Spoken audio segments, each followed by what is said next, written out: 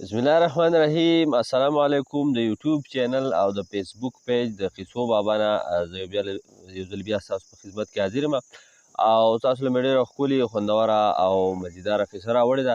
قصه ده د یو ناوې شهزادګۍ او د اټال دیو یا د اټال بادشاه. ډېره ښکلې خوندوره او مزیداره قصه ده. انشاءالله امید ده چې ستاسو به خوښه شي. وایي چې پخوا په زمانه کې یو بادشاه او د هغه یو زوی و،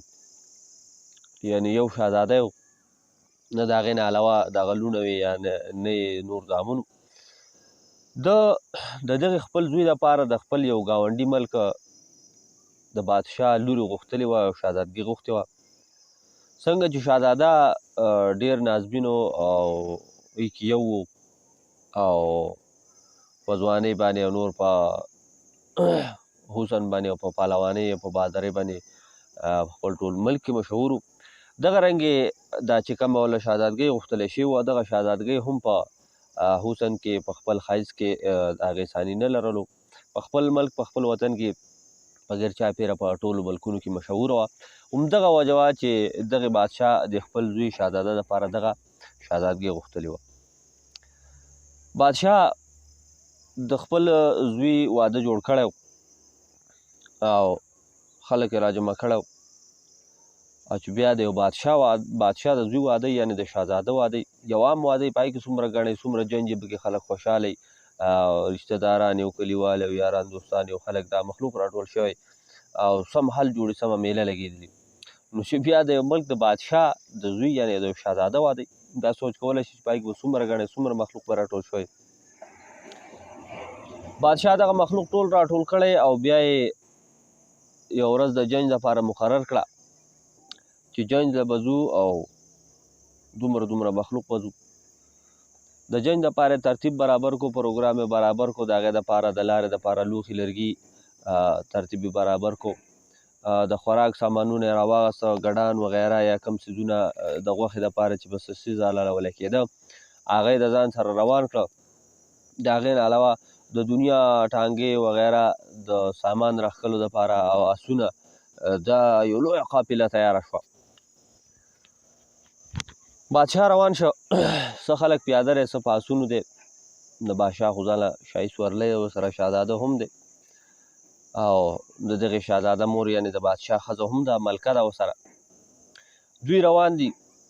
ځکه چې پخوا خو به د اوسني په شانې ګاډي ماډي نه وو که نه، لکه څنګه چې په ودونو کې دا یو درز جوړ وي دا جنج وي، لس اته ګاډي پنځلس شل ګاډي یو د بله مخکې کېږي بل د بله مخکې کېږي. اکثر په خوشحالۍ کې پکې ناسازه جوړ کړي ګاډي پکې یا چېرته د خټ نه ودنګئ یا پکې بل ګاډي له راواچوي. هلته پکې خوشحالي واده جوړي او په دغه ځای کې پکې غم جوړ شي. نو دغه خوی نه دی پکار. نو پخوا خو دغه شانته ګاډي خو نه نو جنج یا ودونه چې به راوړلی کېده پیدل به راوړلی کېده، د اسونو او وغیره د ټانګو په دغه څیزونو په دغه ذریعه به راوړلی کېده. بادشاه جنج د ځان سره په مخکې کړی او روان دی، سفر کوي چې کله د مازدیګره پورې ښه پوره لار ووهله، ښه پوره سفر یې وکړو. داسې یو ځای ته رسېدلی دی چې ګیر چاپېره غرونه دي، تک شنه غرونه دي او په منځ کې یو هوار شاندې دښته ده. په دې دښته کې دوی روان دي. نو په دغه ځای کې د بادشاه حکم وکړو چې یاره شپه کېدو واله ده، د شپې خو سفر نه کوو او ستړي شوي هم یو، نو داسې کار کوو چې د پړاو دپاره ځای خوښ کړئ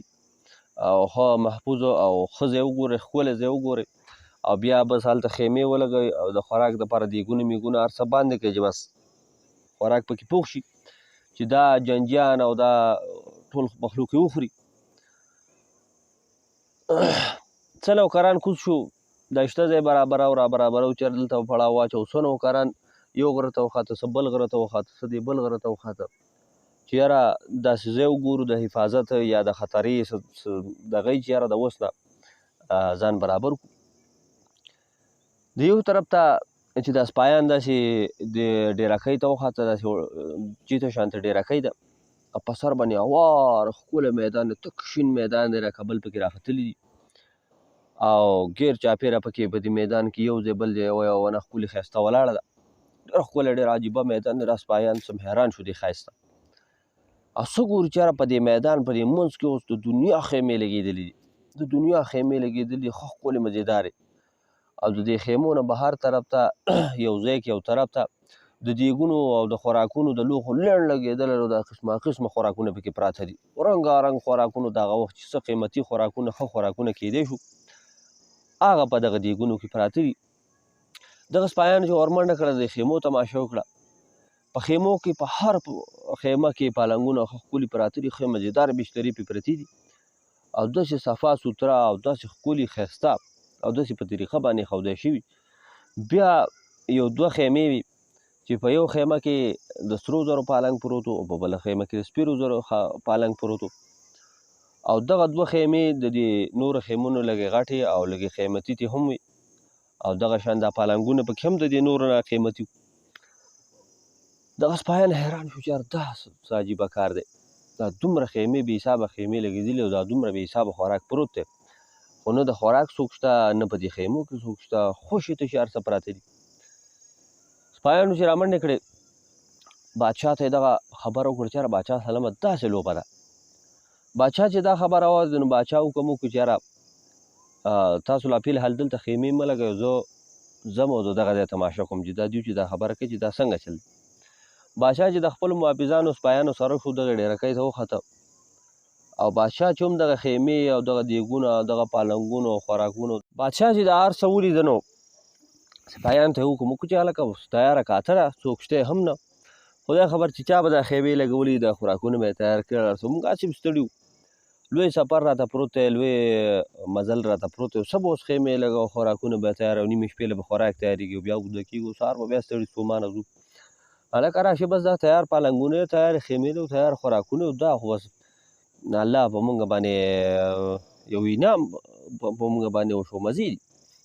تیار څیز میلاو شو تیاره شنګ واټۍ له زموږ خلک خبره کوي نو بادشاه چې دا حکم وکړو نو بس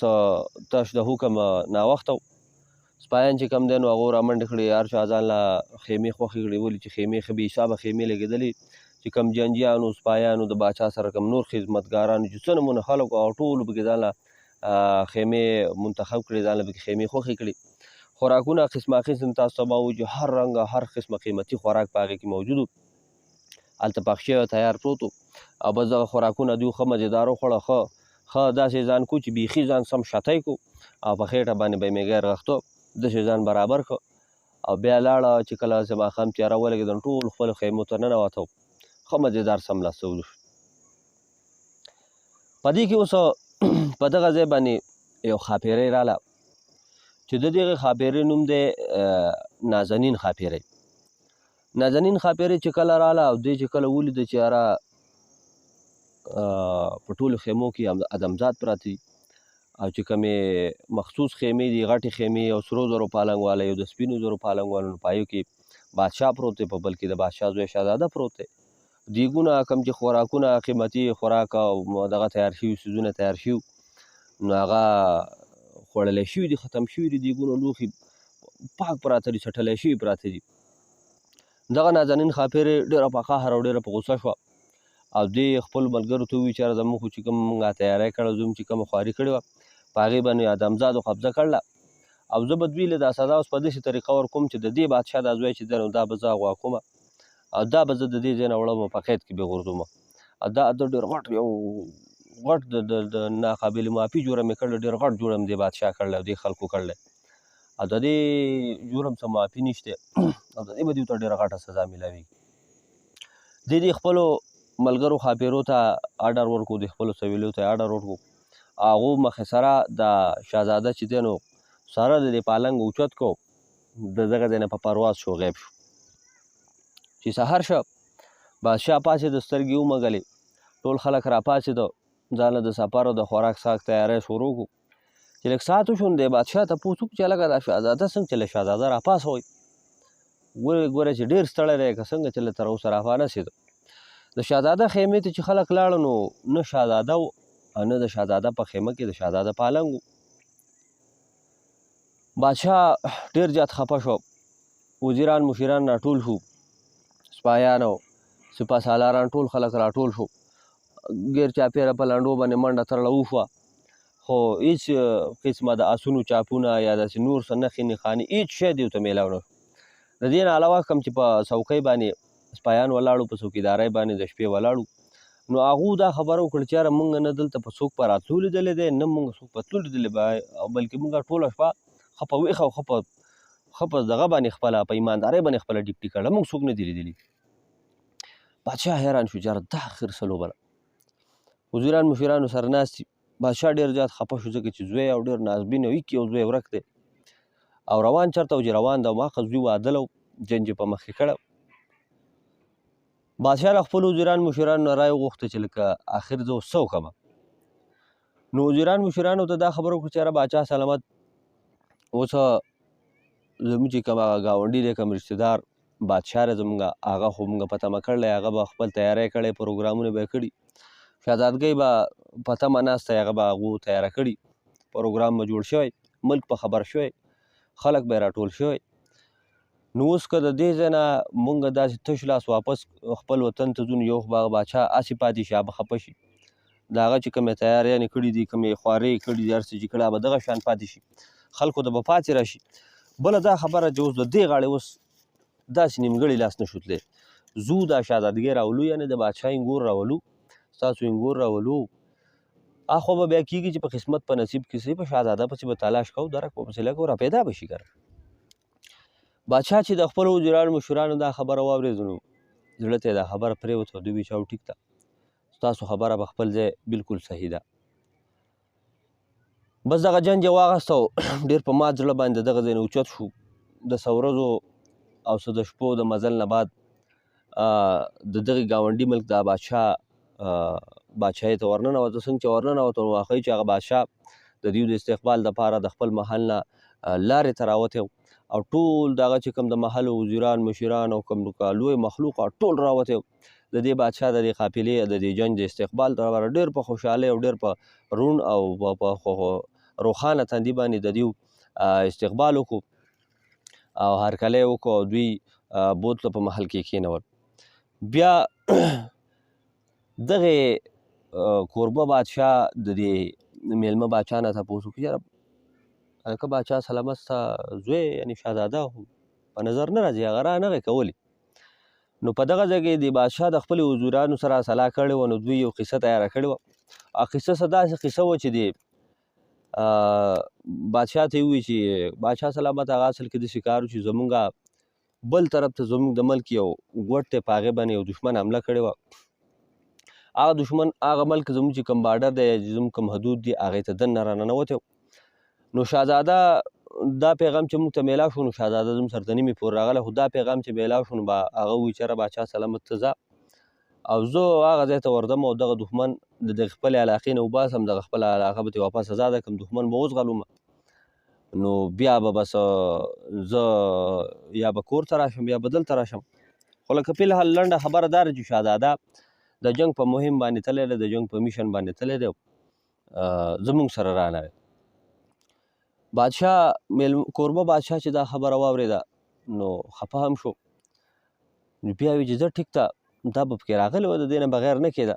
نو بیا وی چې یاره اوس چې د کوم د واده رسمونه دي، رواجونه دي، هغه په څه طریقه کوو، څنګه چل به کېږي. نو دې بادشاه ورته ووایي چې باچا سلامته خو به داسې کار کوو چې د دغې شهزاده توره او د هغه پګړۍ یعنې د هغه پټکۍ هغه چې کوم رسمونه دي، کومې طریقې دي، کوم رواجونه دي، د هغه په ځای به هغه د هغه په کرسۍ یا د هغه په تخت باندې به هغه کېږدو، په دغه طریقه به هغه رسم رواج وکړو او دا جنج به موږ روان کړو، خپله شهزادګۍ به روانه کړو، انګور به زه روانه کړم، ځم به. بادشاه ورته ووایي چې ټیک ده، غوره ده، زما خوښه ده. شهزادګۍ تیاره کړی شوې وه، ناوې شوې وه او دغه شانتې نور د واده دا رسمونه رواجونه سرته ورسولی شو، هر څه برابر شو. چې کله دغه رسمونه رواجونه ټول ختم شو د واده ده، یعنې هلته د واده قصه ختم شوه، نو بادشاه دغه خپل انګور یعنې دغه ناوې شهزادګۍ بیا په زانګو کې یا د هغه وخت چې کومه ډولۍ وه په لاسونو به یې اوچتوله، خلکو به په اوږو را په مخکې کړو، را روانه کړې وه. دغه شهزادګۍ ډولۍ ته وخېژولی شوه، جنج تیار شو، ډېر په ډنګه ډونګه ډېر په خوشحالۍ باندې ډېر په خنداګانو په سندرو باندې دغه جنج را رخصت شو، جنج را روان شو. واپس چې کله را روان واپس چې هغه ځای ته راورسېد چې په کوم ځای کې د بادشاه دا شهزاده ورک شوی هغه دشت ته یا هغه ډیرکۍ ته هغه ښکلي ځای ته مې اوار ځای ته چې وختم هغه اوار میدان خالي پروت دی نه پکې دیګ شته نه پکې خیمه شته نه پکې پالنګ شته هېڅ شی پکې نشته یو خوشی میدان پروت دی بادشاه حیران هم شو خفه هم شو هلته چېرې دلته مې زوی ورک شوی دی خیر سر به څه ستاسو خو ګم خو بادشاه خپله انګور یعنې ناوې شهزادګۍ راوسته واپس خپل ملک ته راغی او شهزادګۍ ته خو د اول نه دغه خبره کړی شوې چې یاره شهزاده چې دی نو په جنګي مهم باندې تللی دی لس اته ورځې بې ساري بیا به راځي شهزادګۍ وي چې ټیک د شهزاده بادشاه په خپل ټول ملک کې او په خپل دربار کې ټولو خلکو ته دا خبره ورسېده چې شهزادګۍ ستاسو نه د شهزاده په باره کې ستاسو نه خبر نشي د دې نه پیښې شا بادشاه نجومیان او عاملان او تعویزګر او کوډګر او خو چې څه خلکو چا چې څه عمل کولی شو څه طریقه کولی شو څه حساب کتاب به یې کولی شو دا ټول یې راټول کړو چې دغه راټول کړو هر سړي په خپل طریقه حساب کتاب لګو اخر هغه ټولو په شریکه او په دغه باندې په سلا باندې بادشاه ته راغلو بادشاه ته وي چې بادشاه سلامت ستاسو زوی چې کوم دی نو هغه د کوهخاف یو ښاپیره دی چې د هغې نوم نازنین ښاپیری دی هغه نازنین ښاپیرۍ ستا زوی سره دغه سپینو زرو د پالنګ اوچت کړی دی کوهخاف ته یې وړی دی او د هغې چې کوم بنګله ده یا د هغې چې کوم محل دی په هغې کې په یو پنجره کې قید کړی دی او هلته رسېده یا د هغه رازادول یا د دغه دیوانو د ښاپیرو سره مقابله کول یا د هغو نه دغه شهزاده رازادول دغه زموږ د وس کار نه دی بادشاه ته چې دا پته ولګېده بادشاه دا پوخ عمر سپین ږیری شوی ډېر زیات خفه شو چې یاره دا خو اوس بله لانجه جوړه شوه شهزادګۍ مې راواده کړه دغه کې یو نازبین زوی مې هغه رانه ښاپیری اغوا کړو قید کړی دی خیر ورځې شپې تېرې دي هغه 10 ورځې پکې هم تېرې شوې 10 په ځای 20 تېرې شوې شهزادګۍ هغه حیرانه وه د یو نه به یې تپوس کوو د بل نه چې شهزاده به کله راځي په محل کې خادمانو نوکرانو د هر چا نه چې به یې تپوس کړو نو هغو به ورته داسې ټال مټول کې خبره وکړه به ورته وي چې بس راځي څو ورځو کې به راشي موږ ته صحیح پته نشته چې یو میاشت نیمه پکې ووته نو شهزادګۍ پریشانه شوه او په دې خپلې خواښې پسې لاړه په دې خپلې خواښې پسې لاړه او دې خواښې ته یې وي چې یاره څنګه چل دی مورې یو شهزاده تر اوسه پورې رانغی د میاشت نه زیات ټایم وشو دا څنګه چل دی څوک وایي چې 10 ورځې بعد راځي څوک وایي 15 ورځې بعد راځي څوک وایي 20 ورځې بعد راځي تر اوسه پورې د شهزاده هېڅ پته ونه لګېده دغه خواښې یعنې د شهزاده مور ډېره زیاته خفه شو چې زه اوس دې خپل انګور ته څه خبره وکړم دا معجزه ده په تمه ده تمه انتظار ډېر ګران کار دی خیر دی ورته بیا چې د لوغو د لاسه ورکړي چې بچوټي ته لږ صبر وکړه او شهزاده خبر راغلی دی او هغه دښمن د علاقې نه ویسته ځغلولی دی خو 10 ورځې نور ایثار دی څه لږ ډېر کارونه دي چې هغه کارونه ختم کړي نو بیا به واپس راځي او ته لږ صبر وکړه لږ انتظار وکړه را به شي انشاءالله شهزادګۍ زړه دا خبرې ونه منلې خو خیر زړه ته یې بیا تسلي ورکړه نو 15 ورځې او 8 ورځې او 10 چې د 10 په ځای کې 15 او 20 ورځې نورې تېرې شوې د شهزاده هېڅ پته ونه لګېده شهزادګۍ دا ځل لا بیخي خفه شوه چې خفه شوه او پړه کې ځان سره کلکه او مهمه فیصله وکړه چې هر څه چې دي خو د شهزاده په باره کې اصل حق حقوق او صحیح حقیقت معلومومه او خامخا څه نه څه چل شته خو ماته څوک صحیح خبره نه کوي حل راته نه وایي دا شهزادګۍ لاړه به د خپل سخر پسې یعنې به د بادشاه پسې لاړه بادشاه په د خپل محل په باغچه کې یو طرف ته تو بل طرف ته همدغه د خپل بچي یعنې د خپل زوی په باره کې سوچ بچار کوي چې دی به آخر په څه طریقه راازادېږي څه طریقه به کېږي څوک به یې هغه ځوان یا څوک به یې هغه د نر زوی څوک به یې هغه کس چې زما دا زوی به راازاد کړي یا به په څه طریقه راازاد شي په دې کې چې دا ناوې شهزادګۍ ورغله بادشاه ته یې ډېر په ادب او په احترام سره سلام وکړو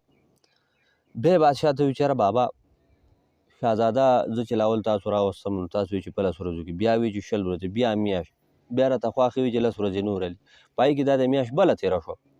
شهزاده تر اوسه رانغی ګوره ما ته پاکه خبره وکړئ چې شهزاده آیا په جنګ کې مړ شوی دی یا د شهزاده زه خوښه نه یم او د دغې د وجې کور ته نه راځي څه مسله د آخر وجه څه ده ما ته صحیح خبره وکړئ چې ما زړه ته خو حقیقت معلوم شي که تاسو ما ته صحیح خبره وکړئ نو ما ته به پته ولګي بادشاه چې د دې خپل انګور دا خبره واورېده نو ډېر زیات خفه شو، په سترګو کې اوښکې رالي او دې ته یې بیا هغه شان د دروغو تسلي ورکوله د 4-5 ورځو یا د 7 ورځو. خو دې شهزادګۍ ورته وویل چې بابا ما اوس په دې دروغو په خبرو باندې ما چې لکه مغوله وم، زه په دې خبره زما زړه وار نه کوي، خو ما ته اصل صحیح خبر راته وکړه. په اصل کې دا خبره حقیقت خبره ده نه، ما ته حقیقت خبره وکړه. بادشاه چې د خپل انګور دا خبره واورېده نو دا خپل انګور یې د ځان سره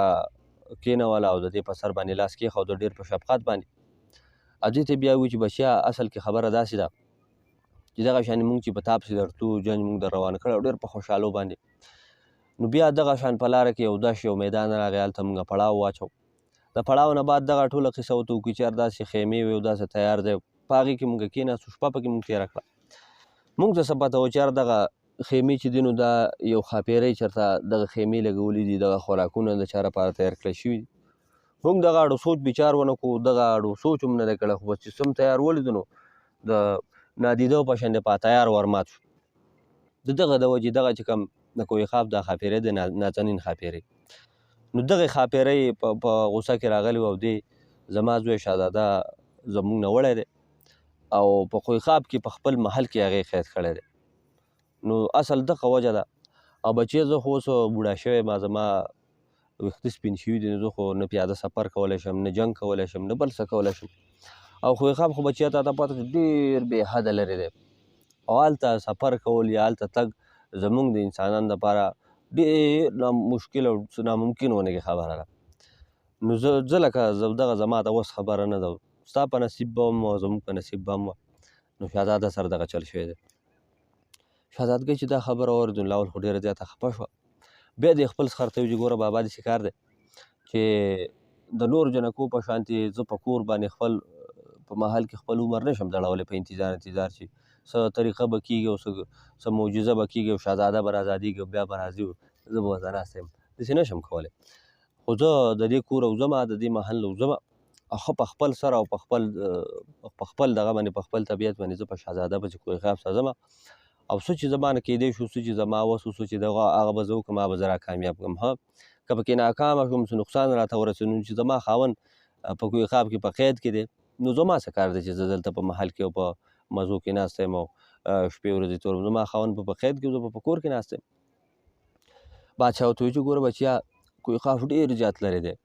ته که ځان سره په آسونو باندې یا په هر څه باندې که ته ځان سره چې کوم تیار خوراک ولې ته چې هغې ته راسې نو په نیمه لار کې به ستا سره هر څه ختم شي، بیا شاړې دښتې او میدانونه دي، ډېر ګران غرونه دي، په هغې کې به ته څه چل کوې، پرېږده او صبر شه، بل نقصان به جوړ کړي، تا ته به څه نقصان در ورسي، ستا پلار ته به زه بیا څه جواب ورکړم. خیر ډېر داسې انکار یې ورته وکړو، ډېر کوشش د منع کولو وکړو، خو شهزادګۍ د ځان سره په زړه کې ښه کلکه او ښه محکمه اراده یې کړې وه. بیا هم د خپل سخر ته وویل چې یاره بابا هر څه چې کېږي خو لکه زه به ځم. خیر چې ونه شوه، شهزادګۍ باوجود د خپل سخر د انکار د هغه نه په زور باندې اجازت واخیسته او خپل سخر ته یې ویلي چې زه د ځان سره نه سپاهیان به وځم، نه د ځان سره څوک خدمتګاران به وځم، نه د ځان سره څوک ملګري به وځم، په هغې کې یو سر به زه د دې کوره وځم، صرف به زه د ځان سره څه وړم، د نارینه لباس به وړم، شکل به زه د نارینه اختیاروم، یعنې د سړو شکل به اختیاروم. د هغې نه علاوه به ځان سره څه لږ ډېر د خوراک څښاک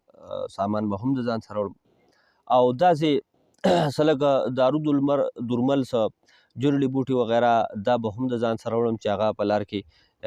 زما په کار راشي، یعنې د زخم دپاره یا داسې د تبې یا د دړ یا طاقت وغیره مختلف داسې جرړې بوټي یا دواین دارو درمل چې دا به زه د ځان سره وړم. بادشاه ورته چې هېڅ مشکله نشته. د شهزادګۍ سورلۍ تیاره کړی شوه، په هغې باندې د خوراک د سفر سامان وغیره هر څه کېښودی شو. د شاهي دربار نه یا د شاهي محل نه به شهزادګۍ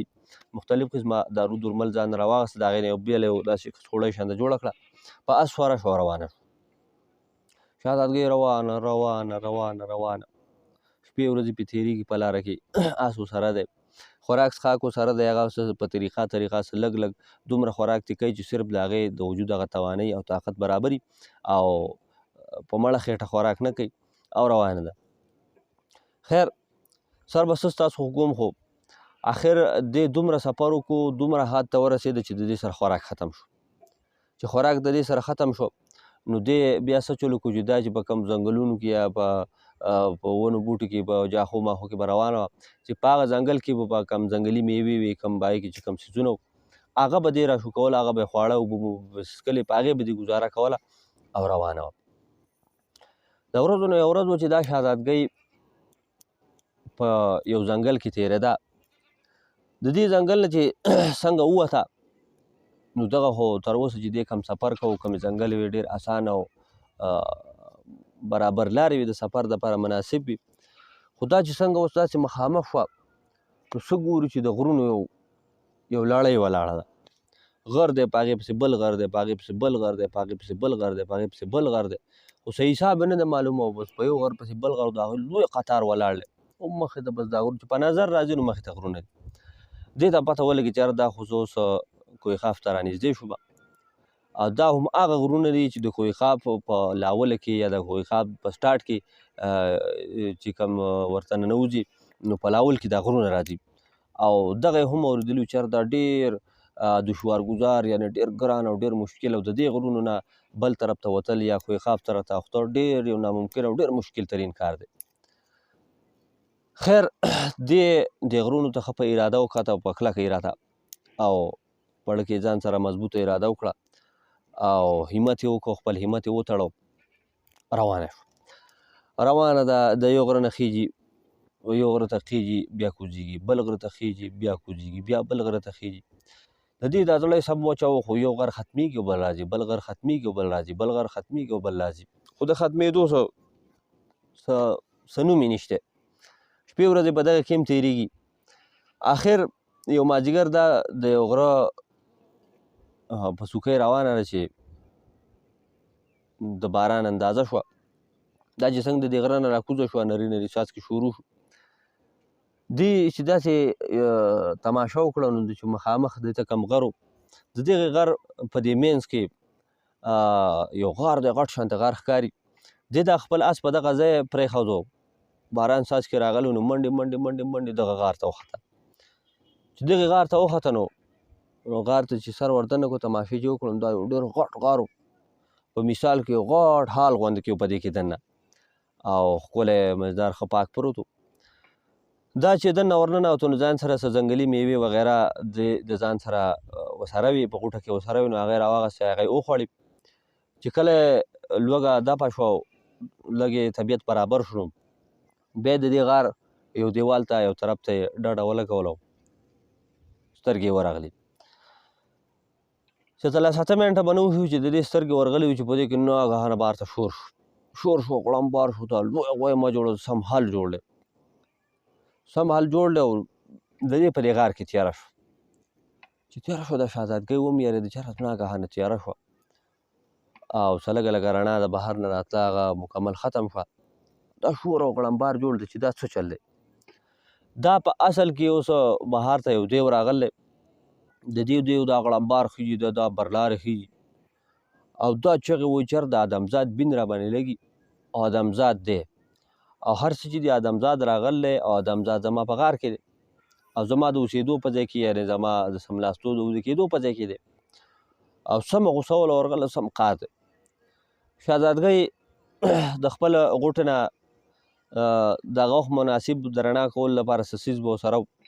هغه یې راواغست او هغه یې رڼا کړ چې رڼا یې کړ نو څه ګوري چې اوس د غار خولې ته بهر ته یو دیو ولاړ دی په میدان کې او دیو دی خو ډېر لوی او خوفناک دیو دی غټ دیو دی لویه بلاره د دیو دا مخکیني غاښونه هم نشته او شهزادګۍ چې لږ فکر وکړو نو د دیو دا سر چې دی نو پر یې سر باندې دی ګنجی دی ویښته پې نشته او پر یې سر باندې داسې دانې راختلي نرۍ نرۍ دانې و د بعضې دانو نه نو بهېدلی دی د بعضې نه وینې بهېدلې دی او دا دیو په بد حال دی دیو خو هسې هم څه ښکلی خو نه وي خو هسې هم د دغې زخمونو او د وینو د دغې دغه د لاسه دا دیو په بد حال دی او ډېر په تکلیف کې دی او څه چې دا شهزادګۍ په خپل غار کې ولیدل نور هم غوسه شو نو ده ته یې ویل چې ای ادمزاده ته چې هر څوک یې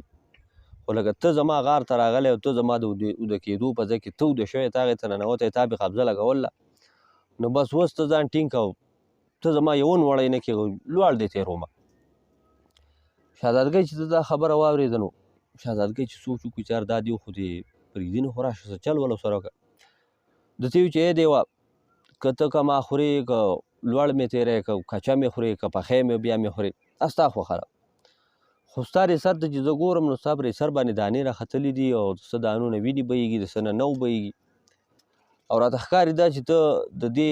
بیمارۍ نه ډېر زیات په تکلیف کې زما سره ډېر قیمتي دارو دي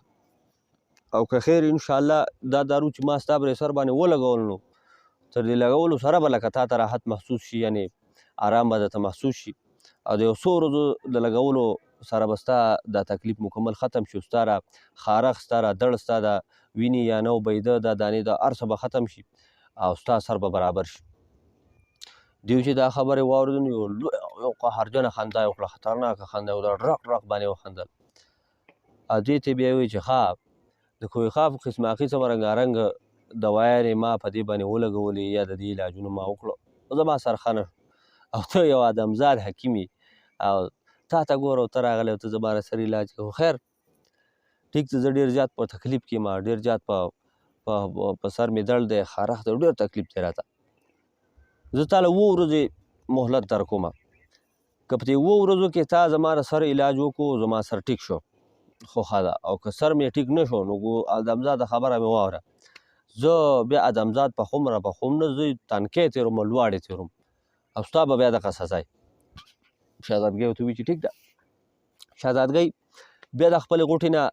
یو کچ شانته ډبی راواسته چې په هغې کې مرهم دي مرهم پکې دي او دغه یو شاهي نسخه ده یو ډېره ښکلې قیمتي دوایي ده د بادشاهانو دپاره ډېره قیمتي جړلو بوټو نه تیاره کړی شوې دوایي ورسره دغه دوایي راواغسته او دې ته وایي چې ته خپل سر راښکته کړه چې زه پرې دا دوایي ولګوم دوی چې سر راښکته کړه د شهزادګۍ مخې ته نو د سر نه یو ډېر ناکاره ډېر خطرناک بین تېښته شهزادګۍ نږدې وه چې هر څه د معدې نه ښکته راغورځولي وو د دې بېکاره بین د لاسه د خطرناک بوین د لاسه خو دې ځان ته ساه بند کړو زر زر هغه ملهم واغسته او د دې پر سر باندې یې ولګول تاسو خو ما ویلي چې ټایم ناوخته و ماښام یا مازدیګر ماښام ټایم و دیو هم د خپل غار ته ننوتو دا شهزادګۍ چې د یو سړي یا نارینه په شکل کې وه دا هم ورننوته د دیو په سر چې څنګه دا مرهم ولګېده نو ده ته د هغې سره سره لګېدو سره لکه د ده پر سر کې داسې یخوالی یخوالی شانته ورته محسوس شو د دغه نه مخکې چې د ده سر سم سوځېده هم پې دړ و هم پې تکلیف و هم یې خارښ و د ده سر داسې یخ شانته شو خارښ پې کم شو هغه دړ تکلیف پې هم کم شو او د دغه تکلیف د کمېدو د لاسه ده ته داسې ډېر زیات آرام محسوس و چې څنګه دی غار ته ورننوتو نو ورننوتو سره مخې سره یو طرف ته ورپرېوتی و بېغمه و ده د شپې د دیو سمې خرلار ختو سم بې قابو ده چې کله سهار شو دا دیو راپاڅېده دې شهزادګۍ ته وایي چې حکیمه ادمزاد حکیمه زه ستا نه ډېر زیات خوشحاله یم ما بېګا ډېر په راحت باندې او ډېر په آرام او په چین او په سکون باندې ما خوب کړی دی ډېر وخت بعد مې داسې خوب کړی دی او ستا نه زه ډېر زیات خوشحاله یم دا خبره یې وکړه بیا د غاره ووت دیو چې لاړ څه ساعت بعد راغی نو څه ګوري چې د ده سره په لاس کې قسمه قسم ښکلې ښایسته میوې دي ورسره او دغه میوې دې شهزادګۍ ته کېښودې ده ته وایي چې ته دا میوې وخوره او زما نوم شبړ دیو دی او زه په کوهخاف کې د اټال بادشاه یا د اټال دیو چې کوم د کوهخاف بادشاه دی زه د هغه سره نوکر یم یا د هغه په دربار کې زه څوکیدار یم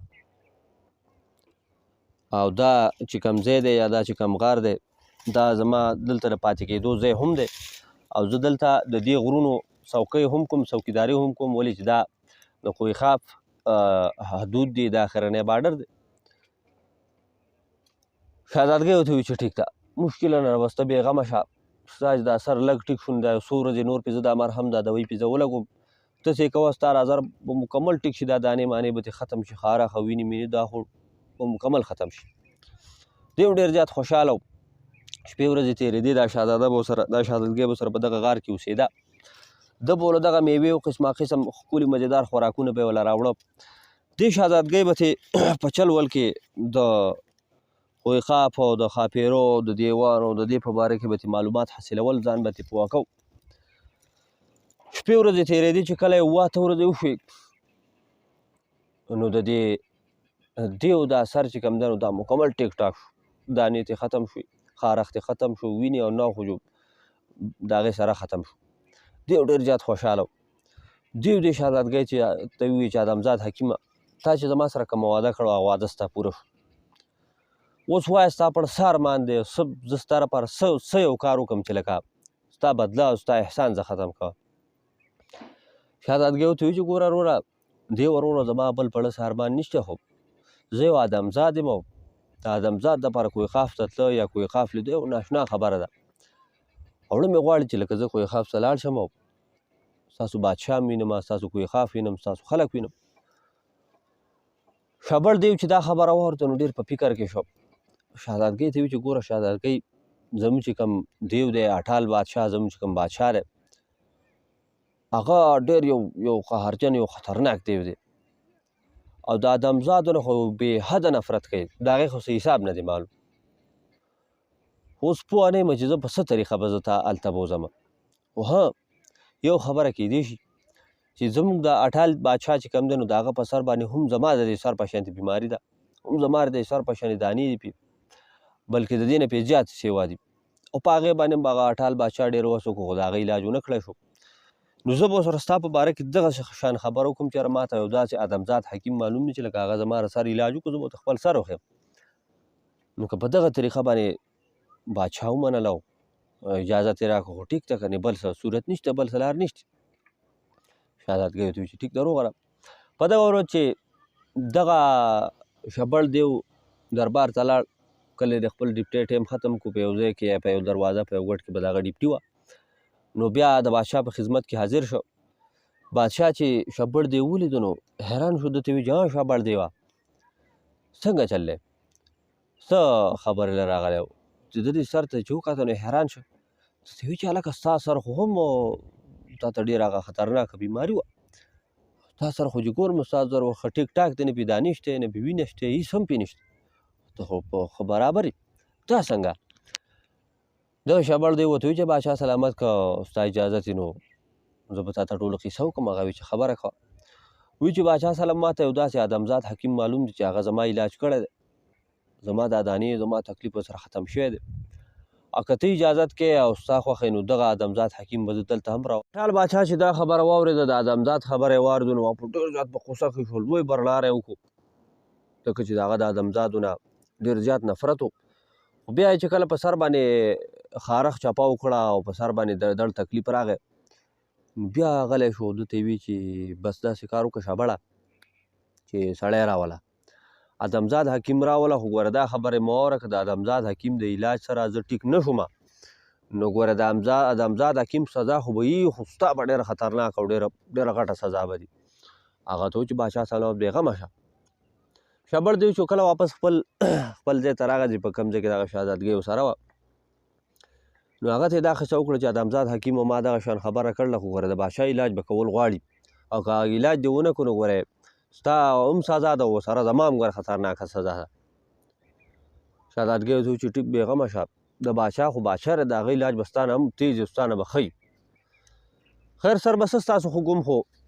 شهزادګۍ د شبړ دیو سره شوه او لاړه کوهقاف ته کوهقاف ته ورسېده قسمه قسم دا دیوان دی او ښاپېرې دي او لوی او واړه د انسانانو په شانې مختلف قسمه مخلوق دی او د انسانانو په شانتې قابو دې شکل کې رهن سهن دی کورونه دي او د هغو مختلف د هغو مناسب خپل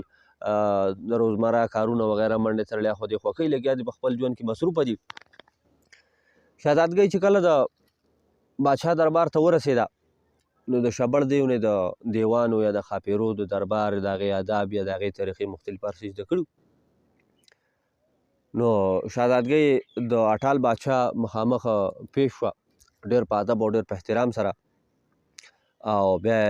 سلام کلام نه بعد بیا د بادشاه نه اجازت وغوښته یاره که بادشاه سلامت ستاسو اجازت وي چې لکه زه ستاسو علاج شروع کړم او ستاسو په سر باندې مرهم ولګوم دوایي پې ولګوم اټال بادشاه ورته په دروند اواز کې وویل چې بس اجازت دی مرهم دې ولګولی شي په دروند اواز کې وي شهزادګۍ بیا لاړه په څه طریقه باندې یا بادشاه سر راښکته کړی یا ورته دا په څه طریقه ورسېدلي خو د بادشاه په سر باندې مرهم ولګول دوی موی پې ولګوله او ورسره یې د خوراک دپاره داسې څه دوی ورکړه یا څه زیړله یا څه بوټي د څه شیز میده کړي دوی ورکړه چې دا ورسره هم وخوره بادشاه چې کله دغه دوایي استعمال کړه او په سر باندې دغه مرهم ولګېد نو د شبړ دیو په شان چې د هغه ته هم مخې سره په سر باندې ډېر یخوالی محسوس شو ډېر آرام او ډېر سکون ورته محسوس شو اټال بادشاه ډېر خوشحاله شو او اټال بادشاه وی چې ادمزاد حکیمه ستا د دې اولنۍ دوایي سره لکه ما ته ډېر چین او سکون میلاو شو او بس ته به نن بعد زما شاهي مهمان یې تر څو پورې چې زما علاج نه شي خو خامخا به یې د هغې نه بعد ستا خوښه را تر څو پورې زما علاج نه شي خو ته به زما شاهي مهمان یې په شاهي مهمانخانه کې به پاتې کېږي او ستا خاطر مدارات او چې څه وي نو لکه هر قسمه میلمستیا به ستا کېږي خیر سر به څه ستاسو خو ګومه خو په لساته ورځو کې د اټال باچا علاج هم وشو د اټال باچا علاج وشو په دې دوران کې به دا شهزادګۍ چې کمدنو د ښاپیرو سره به کېناسته کله به یوه ښاپیرۍ راتله کله به بله ښاپیرۍ راتله کله به دا مختلفو ښاپیرو سره د بادشاه په حکم ګرځېده بادشاه دا حکم کړی و چې یاره دا یو ادمزاد حکیم دی او دی زما علاج کوي او علاج په ما ښه راغل او د ده به تاسو خیال ساتئ د ده به تاسو سیل له به یې ګرځوئ را ګرځوئ چې دی ساړو به نه شي خفه نه شي نو دی به مختلف قسمه داسې ګرځېده دې مختلف قسمه ښاپیرو سره د دیوانو سره د ګرځېدو په دوران کې دې دا خبره معلوم کړه چې آیا دلته یو نازنین ښاپیری شته که نشته نو هغوی چې او شته د هغې نازنین ښاپیرۍ سره هم دی دا شهزادګۍ میلاو شو د هغې سره هم تګ راتګ وشو ډېر په خندا ډېر په خوشحالو بیا په چل ول په طریقه دې شهزادګۍ معلومات وکړو چې آیا دې نازنین ښاپیرۍ سره څه قیدي میدي څه ادمزاد ورسره شته که نه نو دغې میپل کې چې کله دې شهزادګۍ تپوس وکړو نو دې نازنین ښاپیرۍ په خپله وي چې زما سره یو ادمزاد شهزاده دی را سره په قید کې را سره دی او دی مې ځکه قید کړی دی چې دوی ډېر غټ جرم کړی زما یو ښاپیرۍ وه د هغې واده او هغې سره ما لوز کړی چې ستا د واده دپاره به زه یو ډېر ښکلی ښایسته ځای مې مقرر کړی دی چې کوم زمونږ د کوه خواب په آخري حدونو کې دی او په هغې کې مې د هغو دپاره خیمې لګولې په هغې کې مې د هغو دپاره خوراکونه او هر بندوبست مې کړی او دغه د ادمزادو باچا راغلی او زما په هغه خیمو یې قبضه کړې وه هم چې کوم خوراکونه یې خوړلي زما ټول پروګرام یې ګډوډ کړی او خراب کړی او د هغه د لاسه لکه ما ته ډېره غټه شرمندګي شوې وه زه په خپله واده کې پاتې راغلی وم نو د دغې د وجې دغې ادمزاد ته ما دغه سزا ورکړې وه چې دغه شهزاده مې راوستو راوچت مې کو په قید کې مې اچولی دی شهزادګۍ ته چې دا پته ولګېده نو شهزادګۍ ډېره خفه شوه کله چې د بادشاه علاج وشو په دې لس اته ورځو کې بادشاه چې ټیک ټاک شو برابر شو بادشاه ډېر زیات خوشحاله شو بادشاه دې شهزادګۍ ته ویل چې لکه تا خو زما علاج وکړه ادمزاد حکیم او اوس ټیک ټاک شوم زما زخمونه هم ښه شو زما خارښ هم ښه شو سر مې ټیک ټاک شو برابر شو او زه اوس ډېر په سکون باندې خوب کوم ډېر ښه یم برابر یم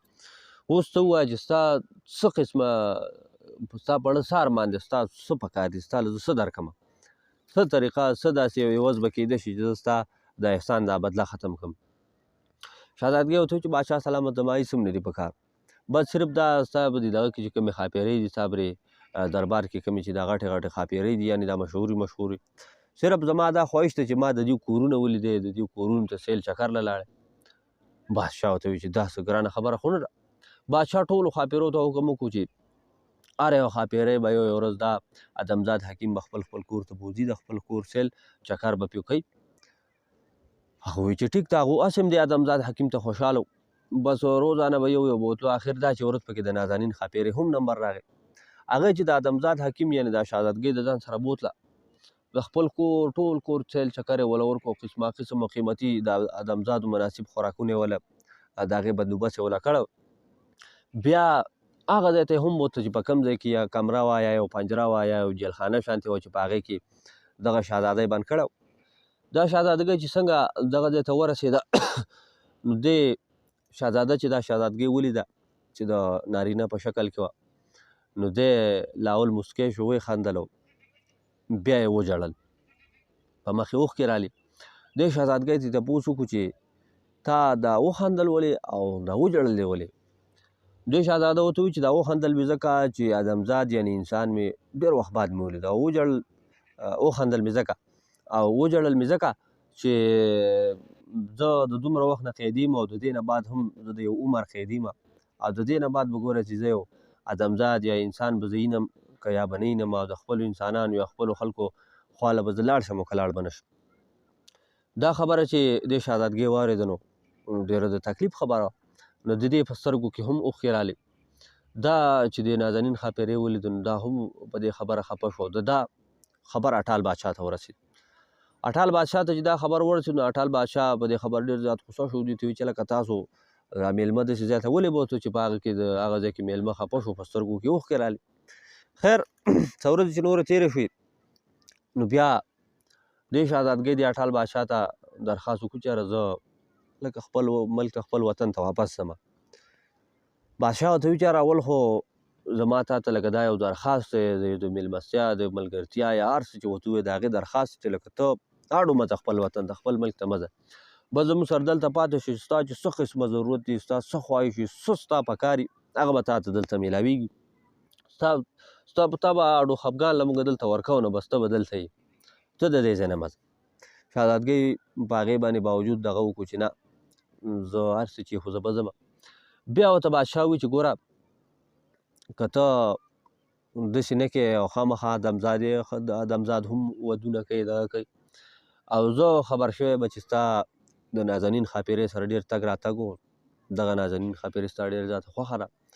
نو دغه نازنین ښاپیرۍ به زه تا ته واده کړم تا ته به نکاح کړم او بس د هغې سره دلته اوسېږه. د دې بادشاه دا خیال ورکړه په دغې لالچ دی پاتې شي. د هغه خو دا خیال و چې دا لکه مثال کې هلک دی یعنې نارینه دی. دې شهزادګۍ چې دا خبره واورېده نو دا لږ په سوچ کې پرېوته او بیا دې بادشاه ته ووایي چې بادشاه سلامت ما ته ستاسو دا پیشکش قبول دی خو زما یو شرط دی یا زما یو درخواست دی. بادشاه ورته ووایي چې وایه ته خبره کوه ستا هر قسمه خبره به پوره کېږي. شهزادګۍ ورته ووایي چې بادشاه سلامت زما دا درخواست دی چې زه نازنین ښاپیرۍ وښیي چې زما خوښه ده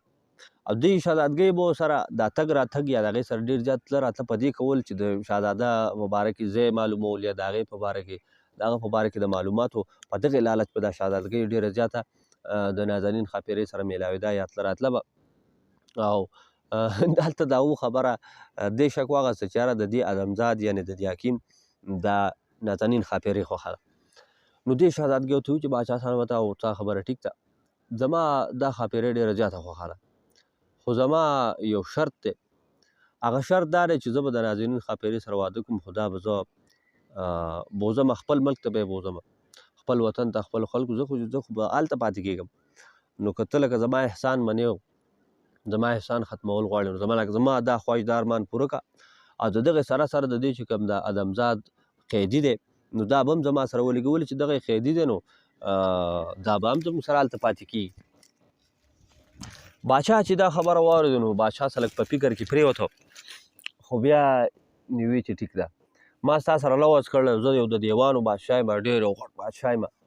او زه څنګه اوس د خپلې ژبې نه پاتې کېدی شم. دغې بادشاه اډر وکړو چې دا نازنین ښاپیرۍ چې ده نو دا به د دې ادمزاد حکیم سره به د ده ملک ته د انسانانو وطن ته هلته به ځي هلته به ورسره واده کوي او هلته به د سره وزېږي او ما د سره اوس لوز کړی نو لکه دا خبره اوس اټله ده دا به کېږي او ورسره به د دغې نازنین ښاپیرۍ چې کوم ادمزاد قیدي دی دغه به ورسره هم ځي. نازنین ښاپیرۍ چې دا خبره واورېده نو د هغې که پړه جوړه به وه او که په نه به وه خو د بادشاه اډر او د بادشاه حکم و نو لنډه دا چې د شهزادګۍ سره ښاپیرۍ را روانه شوه ورسره شهزاده هم د یو قیدي په شکل کې را روان شو. دیوانو ښاپیرو د دوی تخ اوچت کو په هوا یې کو را روان یې کو را روان هغه د دوی هغه ملک ته د دوی هغه باچایۍ ته یې راورسوه. نو دیوانو ښاپیرو د دوی دا تخ راوړ د دوی په دې باچایۍ کې کوز کو او بیا دوی چې کله درې واړه محل ته لاړو نو په هم محل کې خوشحالي شو سم یو ناشنا خبر شو چې شهزاده دومره وخت بعد راغلی ورسره د بادشاه انګور هم راله جشن شو خوشحالیانې شوې. ښاپیرۍ نازنین ښاپیرۍ ته چې کله دا پته ولګېدې چې یاره دا خو هغه ملک دی یا د هغه بادشاه کور دی چې د کوم بادشاه زوی ما وړی په خید کې مې ورچولی او دا چې کوم ادمزاد حکیم و یا کوم چې موږ ګڼله چې سړی دی نارینه دی دا په اصل کې هماغه شهزادګۍ دی چې هغه ته راودېده د هغه جنګ دپاره چې روان نو نازنین ښاپیرۍ په یره کې شوه چې یاره اوس به ما ته خامخا هر څه چې دي اوس به ما د ادمزاد به اوس ما له سزا راکوي او ما د دوی شهزاده دومره قید کې ساتلی نو ضرور به ما له سزا راکوي دا په فکر کې شوه پریشانه شوه نو دغه ناوې شهزادګۍ او دغه شهزاده دا ټول په دې نازنین ښاپیرۍ پسې راجمع شو شهزاده دې نازنین ښاپیرۍ ته وویل چې ته به هېڅ فکر هېڅ خطره به نه محسوسوې او تا زه په قید کې کړی وم خو د هغه قید وجه د قید مسله د هغې سبب مونږ په خپله مونږ یو نقصان کړی یا ورانی کړی هېڅکله هم داسې پردی نقصان پردی څیز بې تپوسه یا بې معلوماته داسې پردی څیز استعمالول نه دي په کار مونږ دغه کار کړی نو د هغې په دغه کې زه تا قید ته ور خو تا زما سره بل څه ظلم یا څه زیاتی تا زما سره نه دی کړی نو ته یارېږه مه تا ته هېڅ نقصان هېڅ خطره تا ته نشته بیا د نازنین ښاپیرۍ وي چې آیا زه به اوس کوم څه زه خو د خپل باچایۍ نه یا د خپل خویقاب نه هغه ځای نه خو هم زه لکه راوستی شوم نو دغې ناوې شهزادګۍ ورته بیا موسکی شوه دې ورته وخندل دې ورته وویل چې ته به هېڅ به هم نه کوې هلته به هم دواړه اوسېدو او دلته به هم دواړه یو ځای اوسېږو نو دا نازنین ښاپیرۍ ورته حیران شو چې هغه څنګه وي چې بس تا خو دا خیال وي چې ته به زما سره واده کوې چې لکه زه په هغه وخت کې د نارینه په شکل کې یم خو ستا واده به زه اوس زما د دې شهزاده سره به ستا هم واده وشو دواړه به په یو محل کې په یو بنګله کې یا په یو کور کې به ښه اوسېږو ښه خوشحاله به اوسېږو او ژوند به زموږ تېرېږي نو د دغې نه بعد دغه ودونه ښه په ډنګ ډونګ ښه په خوشحالۍ وشو ډېر یو غټ جشن و او ټول د ملک خلک ورته راټول شي او د هغې نه بعد بیا دغه ټول به په خوشحالیانو او په خنداګانو به اوسېده او په خوشحالۍ او په خندا به ژوند تېرو دغه یو ډېر ښکلې خوندوره مزیداره قصه وه زموږ انشاءالله امید دی چې ستاسو به خوښه شوي نورې دا چې خوندورې ښکلې او مزیدارې قصې نورې هم را روانې دي انشاءالله انتظار ورته کوئ که خیر هېڅ چېرې مه ځئ ښه ده او باز اوسئ د الله په امان